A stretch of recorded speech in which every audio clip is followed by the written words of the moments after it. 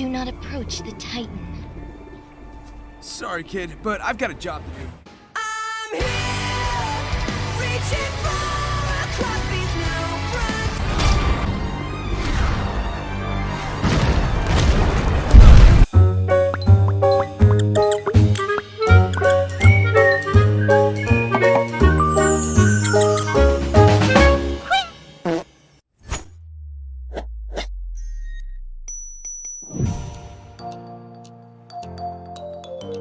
Hello once again, my chickadees. GameNChick is back once more with another review. Before we hop to it, I'd like to give a big thank you to the folks over at SEGA for providing me a review copy to make this review possible. Thank you so much! So now with that out of the way, let's go!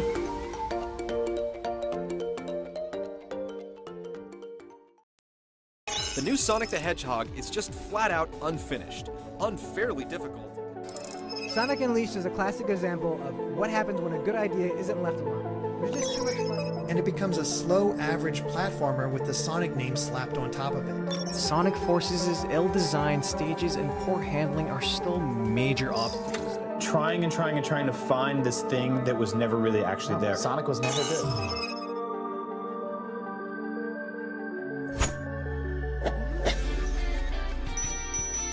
The Blue Blur is back on our game consoles once again to bring us his newest adventure, but this time with wide open spaces. No, not the wide open spaces from the Dixie Chicks, but from the creative minds of Sonic Team. With Sonic coming off of a big year from remasters of old titles like Sonic Origins and the awesome sequel movie, Sonic Team aims to put some respect back on this chili dog friend. But do they succeed in what they attempt? Or is this another Sonic Forces all over again? Only one way to find out, so let's speed into action. Story. In search of the missing Chaos Emeralds, Sonic, Amy, and Tails become stranded on an ancient island teeming with unusual creatures. With Amy, Tails, and even his buddy Knuckles having been trapped by a strange being named Sage, Sonic must race against time to learn the mysteries of the land and save his friends before it's too late. Gameplay. Even though Sonic has come off of an amazing year with Sonic Origins, Sonic sequel movie, and even the upcoming Netflix show Sonic Prime, there was still a black cloud hanging over our beloved mascot. This cloud is known as the Sonic Cycle. Like I've talked about before in my Sonic Colors Ultimate review, for every one great game, we get a plethora of bad ones. That's basically the lore behind it. Having just come off of a recent title like Sonic Forces for the 3D landscape of Sonic, which further pushed Sonic into the games are bad territory, Sonic Team decided change must be enacted before the damage was done to the property's reputation as a whole. Now taking a page out of other open world games, with 5 massive islands to explore, skills to unlock with a new combat system, secrets to unearth, and a story much different than you'd expect, we look to see if the cycle is broken this go around thanks to Sonic Frontiers. So join me in this somewhat deep dive as we check out aspects of the story, the islands, challenges, extra content, and overall gameplay itself. So grab a chili dog and your coupon to Olive Garden, because it's time to go fast. We open up the game with Robotnik in a forest looking for Slenderman.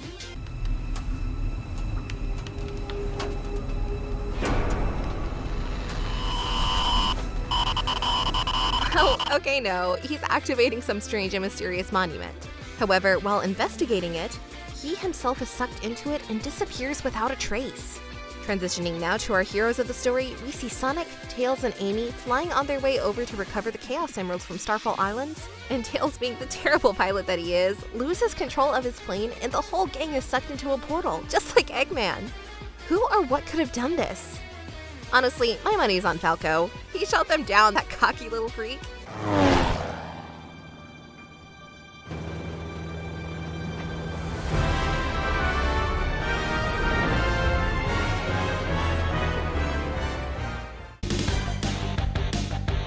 Enemy fighter spotted! Take him down!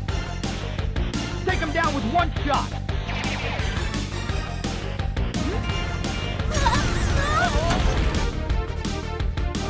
Game over, pal! Immediately after coming to his senses, Sonic is in a cyberspace dimension that resembles Green Hill Zone. Weird. My first thought though, we can't ever escape Green Hill Zone, can we? It's literally in every game. But back on topic. After completing this really fun opening segment that lets you get a feel for how the boost levels will play this go around in comparison to Sonic Forces, we transition to Sonic.exe, where Sonic is dead. Wait, no, I'm joking. He was merely knocked out and is now in a strange new world. Tails and Amy are nowhere to be seen. He must find them no matter what. But before he can collect himself, a strange voice echoes in his head. You are the key. Key? Key for what? Listen, woman, don't give me that key crap. You aren't Gozer, and Sonic definitely isn't Ziller Keymaster, so go kick rocks. Sorry, let's move on. So when you're finally able to get past the opening section of this new island that has you opening a mysterious gate, you're greeted with a vast open world to explore. This thing looks massive, and not only that, it's stunningly gorgeous. And plumped right in the middle of the map for you to see, a gigantic monster, kaiju-sized machine named Azura. Oh man, is this fight cool. Being as cute as a candy store that I am, I of course had to go try and attack him, and yeah, mistake. With 5 massive areas to explore like Kronos Island with its vast, gorgeous green fields and gigantic titans like Azura that roam the land, Ares Island with its blistering sun and heat of the desert, making you get vibes of Gerudo Valley from Zelda, or how sand is Anakin Skywalker's worst nightmare due to how much sand there is around. Green Hill is looking more like Sand Hill right about now. What?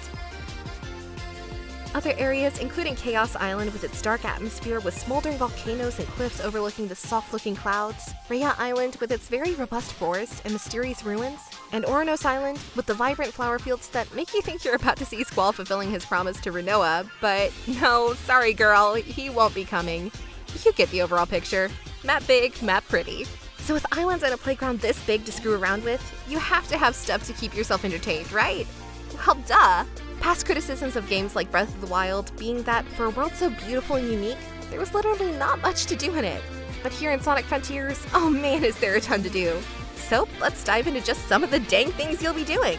With the vast change from past Sonic games, with the game now going more open space or open world, changes would need to be made not only to the traditional Sonic formula, but also in the way Sonic himself controls, feels, and plays. When beginning this journey, you can choose what style you want to play on, basically a level of difficulty to determine if you're a seasoned vet of Sonic or brand new and want a more leisure-paced Sonic game. I went the route of picking the setting of a vet Sonic player, as I want the full experience of going as fast as possible and staying up above 50 miles per hour so I don't disappoint Keanu Reeves. Exploring these huge open zones will give you chances to use the world itself to your advantage as you speed through open fields, up mountains, using railing to speed across terrain quicker, go from 3D open world to fast-paced 2D sections of the map to collect coins, memory tokens, purple coins, or even just to be a crazy lunatic and just wanting to go fast just to do it, like me. Exploring and running around like a freak on a leash isn't the main focus of the title. No way! Even though it is pretty fun, because even in this large open game, every area has challenges to complete, secrets to uncover, portals to open that reveal new cyberspace dimension levels that offer you ways to play remix levels of zones like Green Hill Zone, Chemical Plant Zone, Sky Sanctuary Zone, allow you to collect purple coins to use in fishing games, with Big the Cat to obtain Eggman memos, rings, and other upgrades for abilities, find baby little Coco that are a key part of the narrative taking place in this game, collect all 7 Chaos Emeralds, etc. Phew! You get it. There's a lot just talking about it. As you further explore the island, get the hang of your Psylip ability that allows you to dash in a circle to unlock secrets hidden behind blue lights or damage enemies. You may take part in challenges, with some having you press ancient switches that initiate challenge missions, such as hitting a stone tablet that makes you race to the end of a set path before time runs out, spinning in place like a gerbil in a mouse wheel to create electricity, use Psylip to put out fires, use the Psylip on a rocket, pick it up and load it into a cannon to fire on a giant pillar in the sky to activate it and clear out desert water to make a brand new path, jump through blue square symbols in the correct order, but not like me who overthought what I was supposed to do, climbed the mountain and then tried to jump down and dash through it, which I literally did for 20 minutes. When this entire time, all I had to do was use Psyloop on a monument right next to the starting area the entire time. Oh my god, I am way too stupid. But you get it, there's lots of challenges. Heck, I didn't even talk about challenges that have you deflect energy balls that are shot at you while you have to try parrying it, freefall skydiving through blue targets, or jumping left and right to match the colors on the floor before a lot of time runs out. There's just so many challenges to do, and they're absolutely crucial to finding your way around any of the 5 islands due to them unlocking pieces of your map, which reveals locations of more portals, showing you where to take part in more cyberspace missions, locations of Cocoa Elders to level your speed, defense, attack, location of Chaos Emeralds, and other points of interest. as you defeat mini-boss guardians like Asura, that is over 30 feet tall and who slams his hand into the ground, which releases speed boost for you to use to run on his head and melee him. Use your speed against a guardian known as Tower, who throws spikes at you as you try to look for an opening to knock off each part of his body parts. Guardian Strider, who sets rail rings for you to boost on that launches you on a platform in order to melee and fight him while dodging fierce and electric attacks, etc. When you defeat just these few baddies, you can dive back in and get enthralled once more into the story of this title, which is actually way more thought out than previous Sonic entries and way better character development. Progressing through the story, you find Amy, Tails, and even Knuckles trapped in red dimensional balls, now holographic versions of themselves. To save them, you need their memory tokens. Tails needs wrenches, Knuckles needs medals, Amy needs hearts? Yeah. She basically got the same straw that poor boy Monty did in Captain Planet. You can obtain these memory tokens by solving puzzles, destroying regular enemies, or finding secrets using Psyloop. It's from here on that you learn more about the mysterious sage, whom that little turd is working for Dr. Eggman. Venture to Ares Island to free Knuckles, but not before harnessing my inner ADHD and running off and fighting Strider instead. Oh, hey Knuckles, buddy. I'll have you out of here in no time. Woo, bad guy, bad guy! Nearly die by the hands of Sage, but get saved by Knuckles at the last second. Learn more about the Coco's past life and how their planet came to be extinct. Watch a tender moment between Sonic and Knuckles as Knuckles opens up and realizes that Coco, they're just like his fellow Echidna, all wiped out, all alone. But Sonic, always the good friend, reassures him that he's never alone, because he's got everyone else. It's a really sweet moment. It shows how far Knuckles and Sonic have come since the days of Sonic 3, and it's really heartening character development. But now that you know some key things about the story without huge major spoilers, challenges, cyberspace, what of the core gameplay like battling? Oh boy, here we go. Being as how you have more than a freaking spin dash this go around, Sonic Team has implemented a skill set movement list that will be crucial to unlocking should you want to use Sonic's true potential. Going to your skill menu, you see that you have a ton to unlock, all skills having their own unique uses and individual chains to use during your attack combos. Sonic Boom that unleashes high-speed kick shockwaves, Phantom Rush that activates when combo meter is maxed for full-on Dragon Ball attack with quick attacks in succession, Wild Rush that zigzag attacks your foes, Homing Shot that locks into a target and releases a volley of energy at them, Spin Dash that lets you spin like a top and deal massive spin damage to an enemy, Loop Kick that gives you the ability to super jump kick, Stomp attacking to harness your inner Mario and stomp on baddies' heads, Cross Slash, while similar to Sonic Boom, allows you to circle around an enemy with a variety of shockwave shots. Besides those main fighting skills, other useful upgrades are also available, such as Air Trick Shot that allows you to press the right stick around during jumps to gain skill pieces needed to raise your skill points, and finally Auto Combo, which is good for people that want the game to chain combos together for them, so you don't have to remember all the inputs for everything. Because let's face it, not even Rain Man can remember half this stuff. So how do you level these bad boys up? Well, that's where skill pieces and Cocos come into play, as they're the only way you can level up all your attack skills, your ring capacity, movement speed, attack power, and defense. But again, how do you do this? By collecting skill pieces and finding Cocos! I just told you, you goof! I'm sorry. Forgive me, I'll elaborate a little bit on what I mean. While you explore more of the world and experience more of the story with seeing the past once again in relation to the Coco, as lasers rain down from the heavens to destroy their land, learn about their history of using the Chaos Emeralds to escape the planet, in which the way the planet is being destroyed reminded me of Frieza from Dragon Ball, because that's some crap he would do. Noticing Sonic become even more sick and weak with every major Titan he defeats to save his friends, as his body becomes corrupted by a virus, see Sage slowly transform into a caring being after watching Sonic fight so hard for those he loves. Witness Robotnik go from just a regular old run-of-the-mill evil genius, hell-bent on revenge, to a caring man who is capable of having emotions, such as viewing Sage as his own daughter and putting his ego aside to team up with Sonic in order to stop the threat, etc. After all those really great story beats, it's time to put into motion and prepare for the big end boss fights that will take all your power, all your speed, and require everything you've learned up to that point and then some. In order to raise skill points needed to unlock abilities, you must kill anything that moves that you encounter out in the open world, break all boxes you see, or in my case, cheat to heck and back.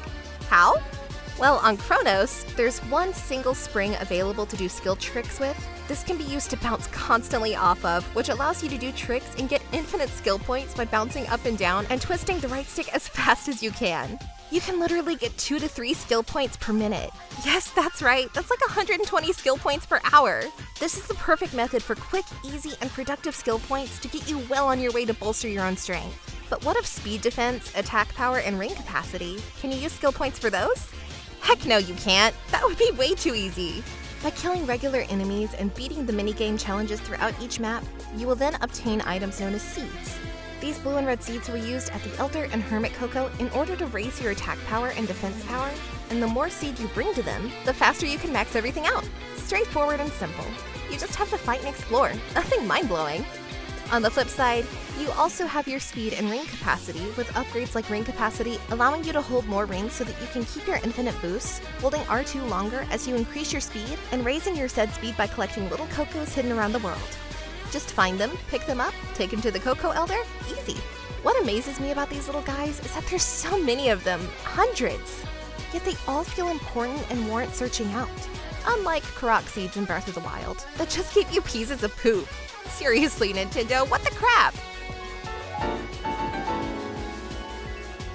Now, during my playthrough, in which I played for over 30 hours, I happened to max out my speed, attack power, defense, and that's when I started getting rather weird. With me rushing around stages, seeing what I can do with my newfound power by chasing down a bird, but missing and not being able to go on adventures with a bird friend. Went and discovered things like abandoned Eggman spaceships, minding my own business, when that damn flying bot comes and interrupts my search for a mysterious area, and the dang jerk steals my freaking Chaos Emerald! Hey, you freaking jerk, get back here! You can't run from me! And he didn't. He died. I can't express how much there is to do and see in this game. From being able to activate an Eggman robot and blow a hole in the ground because we're jerks like that, opening a Stargate portal that unlocks the non-terrible version of Sonic Spinball, fight mini-bosses like Squid, and I immediately want to jump on his back and kick his butt because, again, my ADH tells me, big monster, must fight. Using his purple body that acts like a runway that you must run at boost speed, loop dodge left and right from fire, and then giving him a boop on the head to initiate a 1 versus 1 fight. It's fast, intense, and overall amazing. I fell on my first time because I suck and automatically blamed him for it and was like, oh, you're so gonna get it. Before I just got back on and whip his tail, just like Knuckles was doing to Sonic in the Sonic 2 movie. Wait a minute, did I just mention, yep, boss fights? Yeah, baby, yeah! You guys really didn't think I was gonna do a review without talking about the boss fights, right? Cause oh my lord, this game has them in droves, and they're mostly an absolute treat. After exploring a bit on Ares Island, Sage freaking 6 Serpentina after you. Well, no, it's not Lord Zed's Zord, but it's close enough. It's a gigantic wyvern. Holy shit! It is the most badass fight I've ever witnessed in a Sonic game. Literally ever. To get to him, you must first climb towers by fast railing, wall running, spring bouncing, and then the real fun begins. When getting to the top, you must run along his long tail, like the Squid boss before ultimately getting the Chaos Emerald off his back, and finally going Super Saiyan mode. No lie, it's insane. Flying around at supersonic speeds, soaring fast across the entire map while giving chase to Wyvern, dodging his missiles, lasers, and knocking rockets back into him to stun him with Sonic going toe-to-toe, stopping his power dead in its tracks, prying open his mouth, which sends him to his doom, and good lord, it was so damn awesome.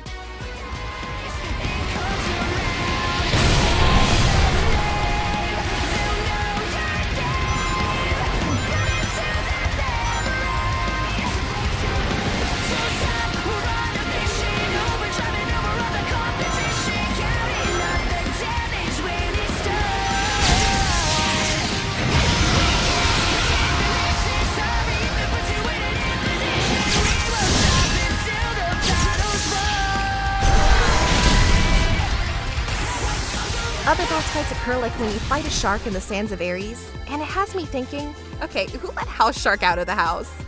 This mini boss fight feels like you took the grabbing whale mechanic from Sonic Adventure and made it a boss fight, no lie. I was walking around, minding my own business, when kaplow! A massive sand shark jumps out and takes me for a ride, with me having to QTE press left, right, up and down on the left stick to dodge bombs and other hazards and hang on for dear life. It's not a hard boss fight at all, but the interactive way you fight it makes it really fun and engaging. There's also a sumo machine that entraps you in a closed-off cage with electric walls that you can't damage normally. So you must use the green ropes to bounce yourself off the walls in order to knock him back into the purple electric lasers. This will cause him to get stunned and weak enough to attack. The fight can either be really freaking fun or really annoying, depending on how good you are at juggling Sonic around. There's so many more, but to tell you all of them would be a disservice to the overall game and to you as the player. Movement. Okay, I wasn't really sure if I was going to make this its own separate category or give it a gameplay segment, but I felt it was best to do it this way. Movement is a key component to everything in this game. Whether it's the speed of 2D sections with wall running and jumping, dash speeding across open terrain, running in cyberspace levels, it literally makes up like 95% of what the game is all about, and it doesn't have to be perfect, but it does have to feel good. So does it? Well, yes and no. When exploring each of the 5 islands just free roaming to your heart's content is when the game is at its personal strengths, with character animation, smoothness, and overall feel of Sonic himself. He controls like a dang dream, and it's easily the most fluid he's ever felt in any Sonic game up to this point. It literally feels like Sonic was designed for this type of environment all along. Dashing, spinning around enemies with Psy-Loop, hitting rocks at specific speeds, and launching yourself into the air to pull off trick shots feels absolutely bliss on top of it all. But where movement falls short to me is within the open world 2D sections and unfortunately the cyberspace levels. During your open world adventures, you will come across 2D sections of the map that lock you into a side-scrolling camera. It literally locks you into place and you either have to backtrack to get out of it or finish the route you want to go on. Obviously these aren't mandatory, but you will get stuck in them accidentally by randomly hitting a wrong speed pad and will no longer be able to move in your usual 360 motion. It was cool at first, but it grew thin on me after a while. Cyberspace also doesn't control that well either. I mean, it's not as bad as games like Sonic Forces, where the entire thing felt broken or clunky, but it also doesn't feel as refined and smooth like Sonic Generations did. It's very weird. It works just fine, but the sense of momentum and character perspective when leaping and using grind rails feels off and more jittery. It's more sensitive. Once again, movement doesn't suck, it just takes some getting used to is all. Just be prepared to miss jumps you probably should have made though. It's going to happen. Extra stuff. When you're done with the story, or heck, even when you're not done with it, there's still so much to do that makes it feel a bit daunting. Depending on how many cyberspace levels you completed during your playthrough, feel free to destroy mini-bosses and other fiends around the map to obtain gears that allow you to access even more cyberspace puzzles when fulfilling objectives like collecting all red rings, finish with 30 to 60 coins, beat the level with an S rank, you'll obtain keys needed to gain access to Chaos Emeralds as well. Max out speed, power, defense like I did during my playthrough in both an easy and quick way doing what I did. During your journey, you will notice you picked up purple coins. These coins can be used to go fishing with good old cat friend Big.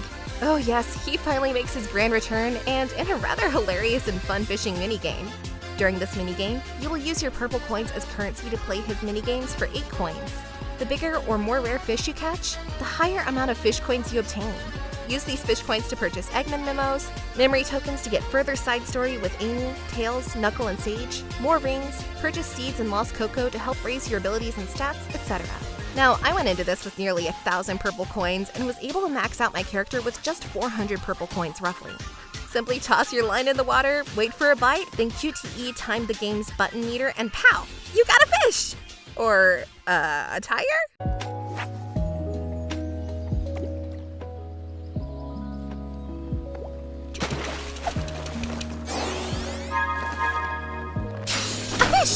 No, an alligator? My favorite thing, however, is something a bit more simplistic.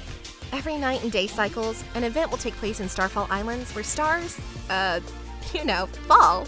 All enemies previously defeated will respawn, and now colored fragments will be scattered all over the map for you to pick up.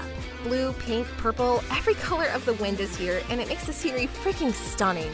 It's so dang pretty. But what is the purpose of these? Well, by picking one up, it activates a slot machine, and should you get matching symbols, you'll gain a decent amount of purple coins. This is the surefire way to get purple coins quickly and at a fast pace. Dislikes. As Knuckles would say, oh no. Much like everything else I review, this title is not about to get passed on for criticism.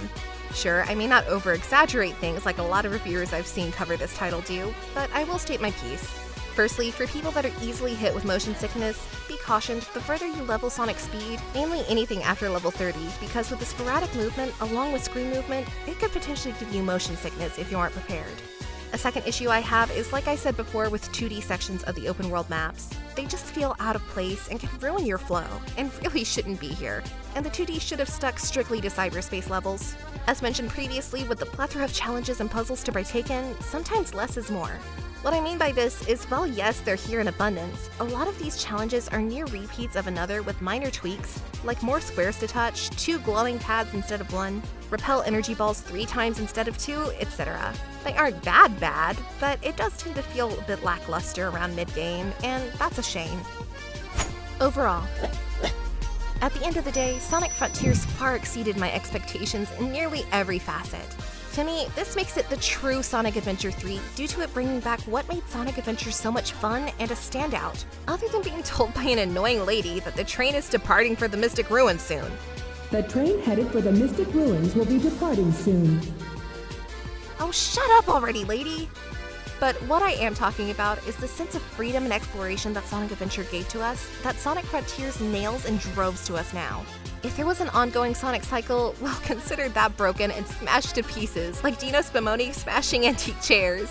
Sonic Team, while not having a perfect game obviously with 2D issues, cyberspace control problems, some challenges feeling repeated, they still nail with speed, addictive combat, gorgeously filled worlds, boss fights against Godzilla-sized kaiju like Giganto and Knight, taking flying bone monsters to their death by grabbing their wings and plowing them to the floor, and engaging in pretty fun puzzles like when you meet up with Knuckles mid-story and he's looking at some ancient balls.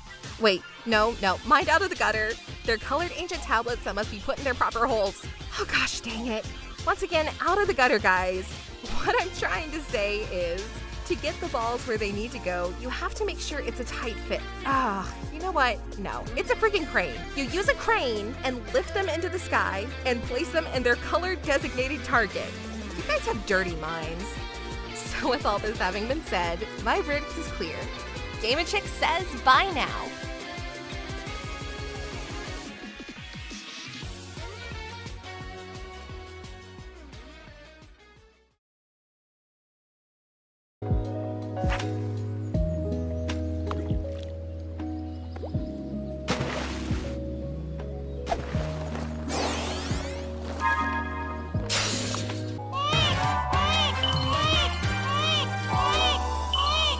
Is up with this lake? Hey everyone, thanks for watching! I really hope you enjoyed that review, and I look forward to bringing more to you in the coming future. For new people, feel free to hit that subscribe button and give this video a like or share, and for people already subscribed, make sure to hit that notification bell so that you do not miss out on any future content uploaded. Also, feel free to click on my other reviews linked above because they're kinda cool too, so give them a look. Once again, thank you so much for watching, and I'll catch all you chickadees on the next one. Quack!